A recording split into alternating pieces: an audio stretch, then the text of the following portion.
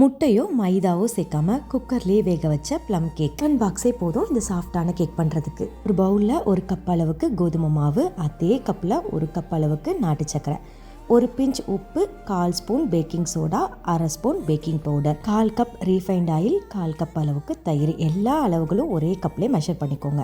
1 cup அளவுக்கு காய்ச்சி ஆற வச்ச பால் கொஞ்சம் கொஞ்சமாக சேர்த்து கன்சிஸ்டன்சி அட்ஜஸ்ட் பண்ணிக்கலாம். நம்ம சேர்த்த அளவுகளே கரெக்டாக இருக்கும். ஃபைனலாக பார்த்தீங்கன்னா மாவு இந்த மாதிரி ரிப்பனாக வரும். நார்மலான டிஃபன் பாக்ஸே போதும். கொஞ்சமாக நெய் இல்லைனா பட்டர் ஆட் பண்ணி டிஃபன் பாக்ஸ் ஃபுல்லாக ஸ்ப்ரெட் பண்ணிவிட்டு அது மேலே கோதுமை மாவு கொஞ்சமாக போட்டுட்டு டஸ்ட் பண்ணிக்கலாம். கேக் பேட்டர் ரெடி ஆயிடுச்சு. மேலே நம்மளுக்கு பிடிச்ச நட்ஸ் ஏதாவது வேணும்னா தூவி விட்டுக்கலாம். உங்களுக்கு தேவையான மாவு கூடவே நட்ஸையும் சேர்த்து கலந்து விட்டுக்கோங்க. அதுவுமே இன்னும் கொஞ்சம் டேஸ்ட்டாக இருக்கும். இப்போ குக்கரில் கொஞ்சமாக உப்பு ஆட் பண்ணிவிட்டு உள்ள இந்த மாதிரி ஒரு ஸ்டாண்ட் வச்சுக்கலாம். டிஃபன் பாக்ஸை விடவே ஸ்டாண்டு கொஞ்சம் பெருசாக இருந்ததுனால ஒரு பிளேட் வச்சுட்டு அது மேலே பேட்டர் வச்சுக்கிட்டேன். குக்கர் மூடியில் ரப்பரோ மேலே விசிலோ எதுவுமே போட தேவையில்லை. அப்படியே க்ளோஸ் பண்ணிவிட்டு மேலே ஒரு வெயிட் வச்சிடலாம். இப்போ மீடியம் ஃப்ளேம்லேயே வச்சுட்டு 20 to 25 மினிட்ஸ் மட்டும் வேக வச்சு எடுத்துக்கோங்க. சூப்பர் சாஃப்டான ப்ளம் கேக் ரெடி.